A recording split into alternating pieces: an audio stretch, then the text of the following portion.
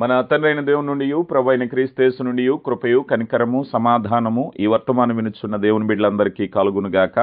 ప్రియా దేవుని బిడ్డలారా, ఈ దినము అనగా 29వ తేదీ జనవరి మాసం 2024వ సంవత్సరం సోమవారం దినపు ధ్యానాంశము శ్రేష్టమైన పేరు పరిశుద్ధులు 14వ భాగము. ప్రియా దేవుని బిడ్డలారా, అనుదినము అందించబడుతున్నటువంటి ఆత్మీయ వర్తమానాల ద్వారా మీరెంతో ఆత్మీయంగా ఆశీర్వదింపబడుతున్నారని బలపడుతున్నారని మేము విశ్వసిస్తున్నాం, ప్రార్థిస్తున్నాం. ప్రియులరా, వాక్య ధ్యానంలోకి వెళదాం. మరి దేవుని సహాయం కొరకు ప్రార్థించుకుందాం. బైబిల్ గ్రంథాన్ని చేతపట్టుకున్నారా? ప్రార్థన. మహాగణుడా, గొప్ప దేవ, ప్రేమ కలిగిన మా తండ్రి, శాశ్వతమైనటువంటి పవిత్రమైన ప్రేమ చేత మమ్మల్ని ప్రేమించి నిత్యమైన ఆదరణ చేత మమ్మల్ని బలపరుస్తున్న దేవ, మీకే మహిమ, మీకే ఘనత ఆరోపిస్తున్నామయ్యా. కృపగలిగిన దేవ, మీ పాద సన్నిధికి అనునిత్యము చేరుకోవటానికి కృపనిస్తున్నారు. జీవార్థమైన మాటలు వినేటువంటి ధన్యత, యోగ్యత లేని మాకు దయచేస్తున్న దేవా, మీకే మహిమ చెల్లిస్తున్నాం. మీ మాటల చేత మమ్మల్ని సరిచేసి బలపరిచి దృఢపరిచి అయా పరిశుద్ధులుగా, మీ బిడ్డలుగా, మీ వారసులుగా నిలుపుకోవటానికి మీరు చూపిస్తున్న కృపను బట్టి మీకు మహిమ చెల్లిస్తున్నాం. వాక్యము చేత ఉదక స్నానము చేత మమ్మల్ని బలపరచబోతున్నందుకు మీకు మహిమ. ఆత్మకార్యంలో మారు మనసు రక్షణ లేని హృదయాలను కదిలించండి అయ్యా. విశ్వాసంలో మమ్మల్ని అందరినీ బలపరచండి నా తండ్రి. మీ దాసునిగా నన్ను మరుగుపరిచి కేవలం వాక్యమును మాత్రమే బయలుపరచమని, తద్వారా మీరే మహిమా ఘనత పొందమని క్రీస్తు నామములో అడిగి వేడుకొంచున్నాం తండ్రి, ఆమెన్. ప్రియులరా, మరి నిన్నటి దినాన పరిశుద్ధత అనేటువంటి విషయంలో వివరణగా ఎవరు పరిశుద్ధులు అనే విషయాన్ని గురించి మనం తెలుసుకుంటున్నాం కదా. క్రీస్తులో ఉన్నవారు పరిశుద్ధులు. ఎవరు క్రీస్తులో ఉన్నవారు? మరణించిన వారా, సజీవులుగా ఉన్నవారా, భూమి మీద ఉన్నవారా అని తెలుసుకుంటూ కొన్ని విషయాలు తెలుసుకున్నాం. దయచేసి పాఠం ప్రారంభంలో చెప్తున్నాను, ఇప్పటికే ఈ విభాగాలు చాలా చెప్పాను, కానీ మీరు ఎక్కువ విభాగాలు ఉన్నాయి అనేటువంటి అనాసక్తత కనపరుస్తారేమో. ఒకసారి ఒక విభాగం వింటే ఆ లోతు ఎంతో మీకు తెలుస్తుంది. అందుకని వినకుండా మీరు ఆ అభిప్రాయానికి రాకుండా వింటే ఆ లోతైన అనుభవం మీకు తెలుస్తుంది. అందుకే ఇంత ఏమాత్రము నిర్లక్ష్యం చేయకుండా ప్రతి విషయాన్ని మరి తెలుసుకుంటూ ముందుకు వెళుతున్నాం కనుక శ్రద్ధగా వాక్యాన్ని వినండి. ఒక విభాగం వింటే ఇప్పటికి మనం 14 విభాగాలు ధ్యానించాం. ఒక్క విభాగం విన్నా కూడా ఎక్కడ కూడా మీకు అందులో చెప్పిన విషయం అనేది మరలా చెప్పకుండానే మనం ముందుకు వెళుతున్నాం కనుక ఆసక్తితో ముందుకు వెళ్ళండి.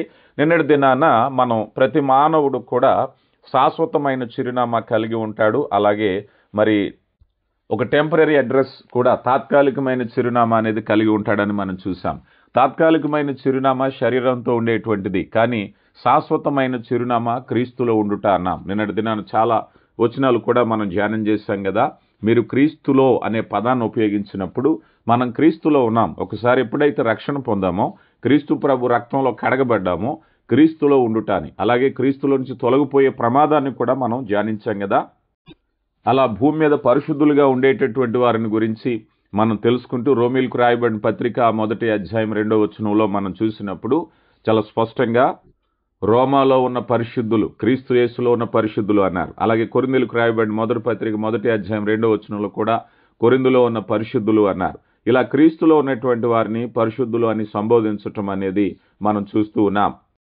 దీనికి మరొక ఉదాహరణగా మనం చూసినట్లయితే, అపోస్తుడైనటువంటి పౌలు మార్పు చెందకు మునుపు దమస్కు మార్గంలో ఉన్నప్పుడు అతడు దర్శనాన్ని చూసినప్పుడు పడిపోయినప్పుడు ప్రభు దర్శనం అననీయకు కూడా వెళ్ళి దూత చేత వర్తమానం వెళ్ళి, అయా పలానా చోట ఇదిగో ఈ సౌలు అనేటువంటి ఒక ఆయన పడిపోయి ఉన్నాడు, తీసుకుని వచ్చి అతనికి పరిచర్య చేయనప్పుడు అననీయ ఒక మాట అంటారు. ఏమాటో తెలుసా?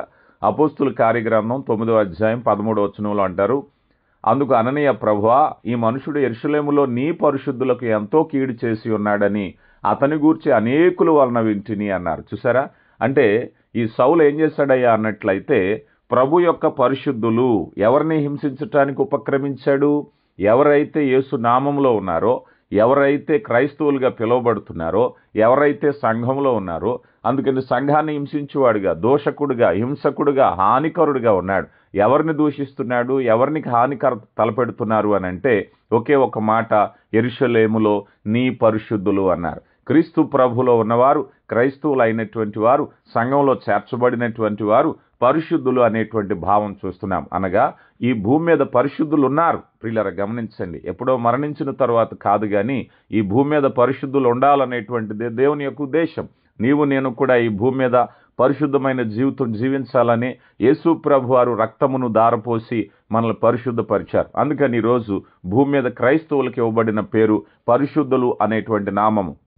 ఈ మాట పత్రికల్లో అపోస్తుడైనటువంటి పౌలు గారు పరిపరి విధాలుగా ఎన్నో పర్యాయాలు వివరించినట్టుగా మనం చూస్తూ ఉంటాం. కొరింథీయులకు రాయబడిన 2వ పత్రికలో కూడా 1వ అధ్యాయము 1వ వచనంలో, కొరింథీయులకు రాయబడిన 2వ పత్రిక 1వ అధ్యాయం 1వ వచనంలో, దేవుని చిత్తం వలన క్రీస్తు యేసు యొక్క అపోస్తుడైనటువంటి పౌలును, మన సహోదరుడైనటువంటి తిమోతును, కొరింథులో ఉన్న దేవుని సంఘమునకును అకయాయందంతటా పరిశుద్ధులందరికీ శుభమని చెప్పి వ్రాయినది అన్నారు. పరిశుద్ధులు. ఈరోజు నీవే ప్రాంతంలో ఏ గ్రామంలో ఉన్నావో నీ గ్రామాన్ని బట్టి పలానా గ్రామంలో ఉన్న పరిశుద్ధులని ప్రస్తావిస్తే అందులో నువ్వు ఉండాలనేటువంటిది దేవుని యొక్క ఉద్దేశం.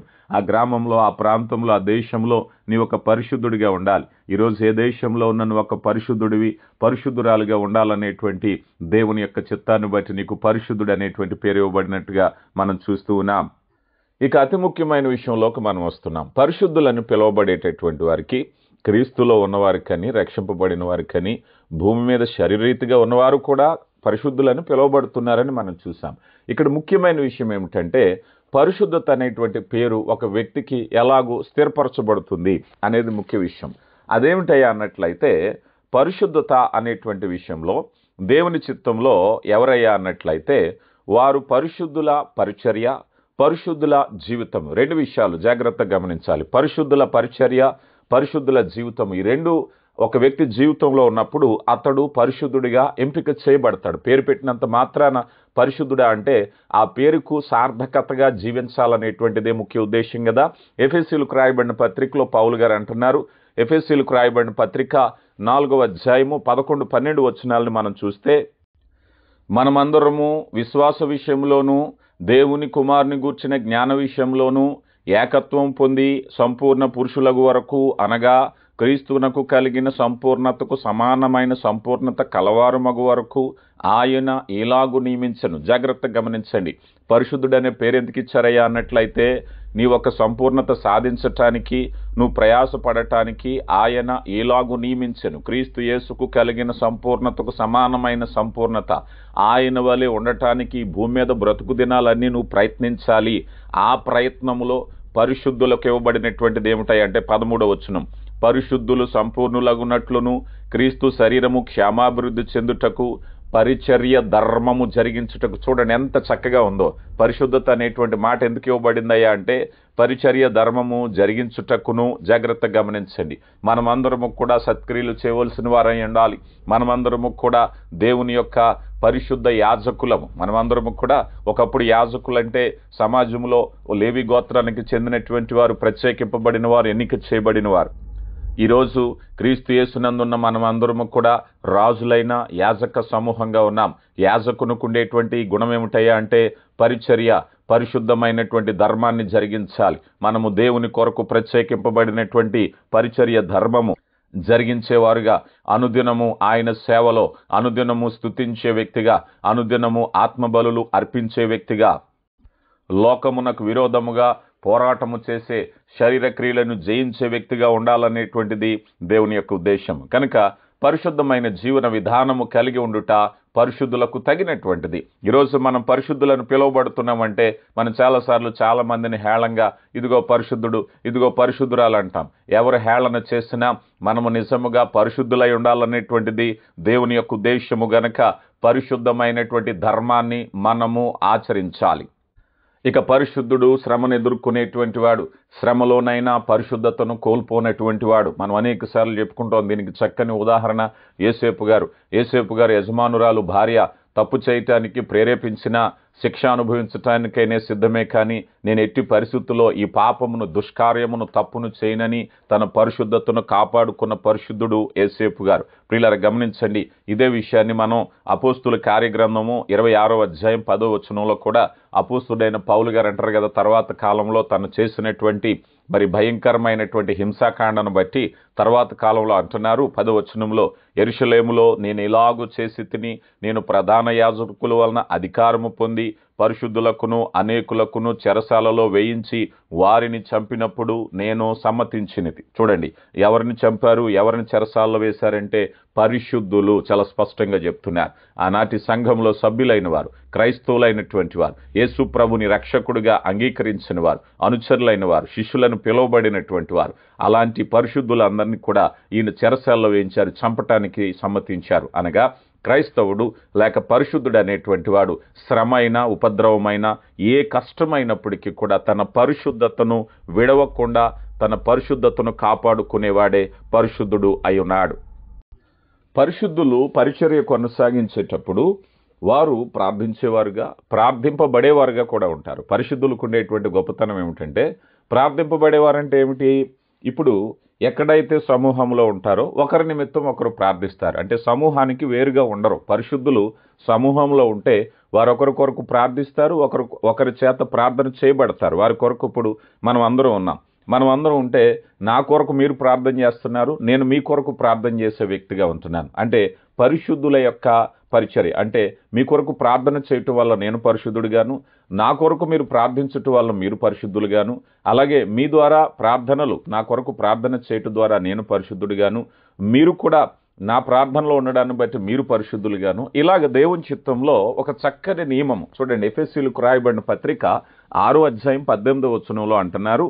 18వ వచనం, ఆత్మ వలన ప్రతి సమయమందు ప్రతి విషయమైన ప్రార్థనా విజ్ఞాపనలు చేయుచు ఆ విషయమై సమస్త పరిశుద్ధుల నిమిత్తము పరిపూర్ణమైన పట్టుదలతో విజ్ఞాపన చేయుచు మెలకువగా ఉండుడి. ప్రార్థన చేసేవాడిగా, ప్రార్థనలో గడిపేవాడిగా, అనేకుల కొరకు ప్రార్థించేవాడిగా, తన పరిశుద్ధతను విషయంలో కొనసాగించేవాడిగా, తనకివ్వబడినటువంటి సత్క్రియలు కనుక పరిశుద్ధుని జీవితంలో ప్రార్థన ఉండాలి. వాక్యం వినే సహోదరి సహోదరుడా, నువ్వు పరిశుద్ధుడివేనా? నువ్వు పరిశుద్ధుడివైతే నీ జీవితంలో ప్రార్థన అనేటువంటిది ఉండాలి. ప్రియులారా గమనించండి, దేవుని యొక్క మహాకృపను బట్టి ఈరోజు సత్క్రియలు అనేటువంటి విషయంలో ప్రార్థన అనే ఒక విషయాన్ని మనం చూస్తున్నాం. ఒకవేళ నువ్వు పరిశుద్ధుడివా, సంఘం గురించి ప్రార్థిస్తున్నావా, పరిశుద్ధుల కొరకు ప్రార్థిస్తున్నావా, పరిచర్య కొరకు ప్రార్థిస్తున్నావా? జాగ్రత్తగా గమనించండి.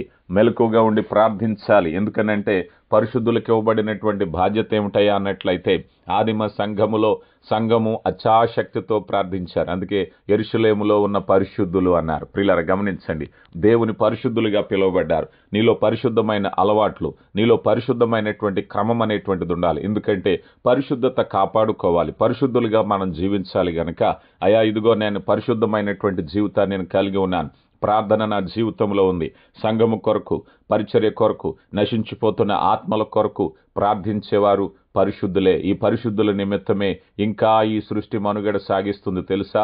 ఈ పరిశుద్ధుల విజ్ఞాపనలు. అయా ఇదిగో నాయనా, రాకడ కొరకు కనిపెట్టుకున్న పరిశుద్ధులు కేవలం రాకడ కొరకు మాత్రమే కాకుండా నశించిపోతున్న ఆత్మలు కూడా రాకడలో ఎత్తబడాలని మనమందరము కూడా ప్రార్థన చేయాలి. లోకము తన మహిమతో నింపినట్టుగా లోకము తన వెలుగుతో నింపాలని, లోకము పరిశుద్ధతతో నింపాలని దేవుని యొక్క ఆశ నీ ద్వారా నా ద్వారా నెరవేర్చబడాలనేటువంటిది దేవుని యొక్క ఉద్దేశము. నీ ఒక పరిశుద్ధుడిగా జీవిస్తున్నప్పుడు నీ పరిశుద్ధతను బట్టి అనేకులు మార్చబడాలి. ఇక అదే విధంగా పరిశుద్ధత ప్రార్థన అనే విషయాన్ని కూడా కాకుండా ఇంకా మరికొన్ని విషయాలు మనం చూస్తే పరిశుద్ధులు అనుసరించవలసిన సత్క్రియల్లో కొన్నిటిని మీకు చెప్పాలని ఆశపడుతున్నాను. తర్వాత మనం చూస్తే ఆతిథ్యం ఇచ్చుట అన్నారు. రోమీయులకు రాయబడిన పత్రిక 12వ అధ్యాయం 13వ వచనములో పరిశుద్ధుల అవసరములలో పాలు పంపులు పొందుచు శ్రద్ధగా ఆతిథ్యం ఇచ్చుటుండవలెను. చూడండి, ఆతిథ్యం అనే మాటను ఇక్కడ ఎవరి కొరకు ఉపయోగించారు? పరిశుద్ధుల అవసరాలు అన్నారు. అంటే పరిశుద్ధులు దేవుని బిడ్డలైన వారు, క్రైస్తవులైనటువంటి వారు ఒకరి కొరకు ఒకరు అక్కర కలిగి ఉండాలి, ఒకరి కొరకు ఒకరు ఆతిథ్యం ఇచ్చేవారిగా ఉండాలి, ఒకరి కొరకు ఒకరు సహాయము చేసేవారిగా ఉండాలి. అందుకే అన్నారు పరిశుద్ధుల అవసరములలో. ఈరోజు చాలా మంది మనం ఆతిథ్యం ఇచ్చేవాళ్ళు ఉన్నారు మన మధ్య. ఆతిథ్యం అనేటువంటి భావాన్ని చాలా మంది మనం చూస్తే ఈరోజు చాలా మందికి అతిథులకు చక్కని అతిథి మర్యాదలు చేయటం అనేది చాలా అధికంగా మనం చూస్తూ ఉన్నాం. చాలా మంది జీవితాల్లో ఆతిథ్యము, పార్టీలు లేకపోతే పెళ్ళిళ్ళు లేకపోతే ఏదైనా ఒక చిన్న కార్యక్రమం వచ్చినా ఈ మధ్య కాలంలో చక్కని సమూహాలుగా ఏర్పడి సంతోషించటం అనేది మనం చూస్తూ ఉన్నాం. ఇక్కడ చెప్పబడేది వాటి కోసం కాదు. ఎందుకంటే ఈరోజు బర్త్డే వచ్చినా, ఉద్యోగం వచ్చినా, ఉద్యోగం పోయినా, పెళ్లి చేసుకున్నా, పెళ్లి విడిపోయినా అన్నిటికీ పార్టీలే ఈ రోజుల్లో కదా. అన్ని చోట్ల కూడా ఇలాంటి ఆతిథ్యాలు మనం చూస్తూ ఉన్నాం. అయితే ఇక్కడ ఆతిథ్య విషయంలో ఇక్కడ చెప్పబడిన స్పష్టత ఏమిటంటే పరిశుద్ధుల అవసరతలలో పాలు పంపులు పొందొచ్చు. ఎవరి పరిశుద్ధులు? క్రైస్తవులు, సంఘం వారు శ్రద్ధగా ఆతిథ్యం ఇచ్చుచుండవలెను. జాగ్రత్తగా గమనించండి. క్రైస్తవుడు ఆతిథ్యం ఇచ్చే విషయాలు ఏమిటయ్యా అని అన్నట్లయితే కేవలము ఆహారమా, భోజనమా, పానీయమా అని ఆలోచన చేసినట్లయితే అవసరతను బట్టి ఇచ్చేటువంటిది ఆతిథ్యం, అధికంగా ఇచ్చేటువంటిది కాదు. మనం చాలాసార్లు అనుకుంటూ ఉంటాం, దైవజనులుగా లేకపోతే నా అనుభవంలోనే నేను చాలాసార్లు చూస్తూ ఉంటాను, అవసరతకు మించి ఆహారాన్ని పెట్టి అయ్యా మీరు ఈ ఆహారం తింటే మాకు ఆశీర్వాదము అని అంటూ ఉంటారు. ఆ ఆశీర్వాదము తినేవాడికి శాపంగా మారకూడదు. ఎందుకనంటే అవసరానికి మించిన ఆహారము లేకపోతే అర్ధరాత్రి అపరాత్రి బాగా ఆలస్యమైపోయినటువంటి సమయాల్లో చాలా చోట్ల చూస్తూ ఉంటాం. రాత్రికాల భోజనం అనేది మంచిది కాదని మనకు తెలుసు. అయినప్పటికీ ఎక్కడైనా రాత్రి సమయాల్లో కూడికలు, సభలు, సమావేశాలు, కృతజ్ఞత కూడిక జరిగాక అదే 10:30కో 11 గంటలకో అయితే అప్పుడు మటన్ కర్రీ, ఫ్రాన్స్ కర్రీ లేకపోతే బిర్యానీలు ఇవన్నీ కూడా ఆరోగ్యానికి ఎంతైనా హానికరమే కదా. ఆతిథ్యం అంటే అది కాదు. ఎందుకంటే చాలామంది భావన ఇంటికి వెళ్ళిన వెంటనే ఏదో కూల్ డ్రింక్ తీసుకొచ్చిస్తారు. అయ్యా మీరు తాగండి, మీరు తాగితే మాకు ఆశీర్వాదం. కూల్ డ్రింక్ తాగితే అనారోగ్యం కదా. అది ఆశీర్వాదమో కాదో కానీ అనారోగ్యం. అలాగ మనం ఆలోచన చేసినప్పుడు అవసరత మేరకు నిజంగా ఎండపడి వచ్చాడు. ఎండపడి వచ్చినప్పుడు అతనికి ఏం అవసరమో కేవలం మంచిళ్ళే తాగుతాడా, మజ్జిగ తాగుతాడా? అవసరత మేరకు ఆతిథ్యం ఇవ్వటం అనేది ముఖ్యమైన విషయం. అదేవిధంగా చాలామంది కూడా దీన్ని ఆసరాగా చేసుకుని మాకు పెడితే మీకు ఆశీర్వాదం అని చెప్పి లేనిపోని గొంతెమ్మ కోరికలన్నీ కోరి ఆరోగ్యాలు పాడు చేసుకుంటున్నారు. ఆ కడుపుని నిండే వరకు, ఆ దప్పికి తీరే వరకు కేవలము ఆ కనీస అవసరతలో ఉండే అవసరాల వరకు చెప్పబడింది. ఏదేమైనా పరిశుద్ధుల అవసరములలో పాలు పంపులు పొందుచు శ్రద్ధగా ఆతిథ్యం ఇవ్వవలెను. ఇదే విధంగా కొరింథీయులకు రాయబడిన మొదటి పత్రిక 16వ అధ్యాయం 1వ వచనంలో కూడా పరిశుద్ధుల కొరకైన చందా విషయమై నేను గలతీయ సంఘమునకు నియమించిన ప్రకారమును మీకును నియమించి తిని. ఇది కూడా ఆతిథ్యము, బాధ్యత, ఆరాధనలో భాగం. సంఘముగా కానుకలు ఇవ్వుట, ఆ కానుకలు చక్కని పరిశుద్ధుల అవసరాలకు వినియోగించటము, ఇలాంటివన్నీ కూడా దేవుని ప్రేమను, వాక్యాన్ని పంచటానికి ఉపయుక్తంగా ఉండేటువంటివి కదా. ఇచ్చేవారు పరిశుద్ధుల కొరకైనటువంటి చందా ఇవ్వాలి, ఖర్చు పెట్టేవారు కూడా పరిశుద్ధుల కొరకైన పరిచర్య. కానీ చాలామంది మనం చూస్తూ ఉంటాం, ఇచ్చేవారు ఎలా ఉంటుందంటే అయ్యా మీరు ఇస్తే దీవించబడతారు, ఇచ్చింది ఏం చేయాలి అనేది లెక్క ఉండదు. కానీ ఇచ్చింది ఏం చేయాలనేటువంటిది ఏమిటంటే పరిశుద్ధుల కొరకైన చందా చాలా వివరంగా చెప్పబడింది. ప్రియులారా గమనించండి.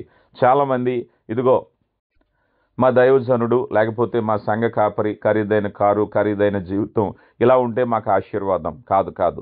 పరిశుద్ధుల కొరకైన చందా అది. అది దైవజనుడికైనటువంటి చందా కాదది. పరిశుద్ధుల కొరకైన చందా అంటే సంఘము కొరకు, సంఘ పరిచర్య కొరకు మరి మనమందరం కూడా ఉపయుక్తమైనటువంటి సహాయం అందించాలి. పరిశుద్ధుల బాధ్యత.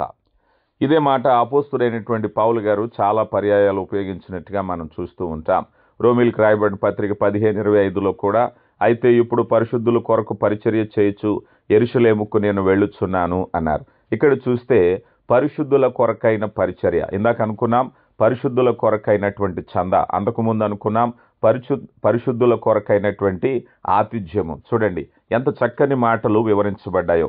ప్రియా దేవుని బిడ్డ, నువ్వు సంఘంలో భాగమై ఉన్నావా, పరిచర్యలో భాగమై ఉన్నావా? ఎందుకంటే సత్క్రియలు చేయటానికి దేవుడు నిన్ను పరిశుద్ధుడిగా ఎంచుకున్నాడు. ఒకవేళ నీ జీవితంలో ఏదో ఆచార సంబంధమైనటువంటి వ్యక్తిగా నామకార్థమైనటువంటి స్థితిలో నువ్వు ఉన్నట్లయితే నువ్వు పరిశుద్ధులు చేయవలసినటువంటి కార్యక్రమాలను గురించి ఇవి రాయబడింది. అనగా పరిశుద్ధులు పరిశుద్ధతకు సంబంధమైనటువంటి జీవితాన్ని జీవిస్తూనే పరిశుద్ధ కార్యాలలో పాలు పంపులు పొందుతూ ఉండాలని ఆయన పరిశుద్ధుడు అనేటువంటి పేరు నీకు పెట్టారు. పరిశుద్ధుడు అనేటువంటి పేరుకు తగినట్టుగా జీవించాలి. పరిశుద్ధత అనేటువంటి పేరు దేవునికి చెందింది. ఆ పేరు మనకి ఇవ్వటానికి గల కారణం ఏమిటాయంటే ఆయనకు మహిమకరంగా జీవించాలనేటువంటి ఉద్దేశము. ప్రియులరా, ఒకవేళ పరిశుద్ధమైన జీవితము నీలో లేకపోయిందేమో సరి చేసుకుంటావా? ఈరోజు దేవుడు నీతో మాట్లాడుతుంటుండగా పరిశుద్ధుడిగా సత్క్రియలు చేయవలసినటువంటి వ్యక్తిగా నువ్వు ఉన్నావు. పరిశుద్ధుల కొరకైనటువంటి ఆతిథ్యం ఇవ్వాలి, పరిశుద్ధుల కొరకైన చంద, పరిశుద్ధుల కొరకైనటువంటి పరిచర్య.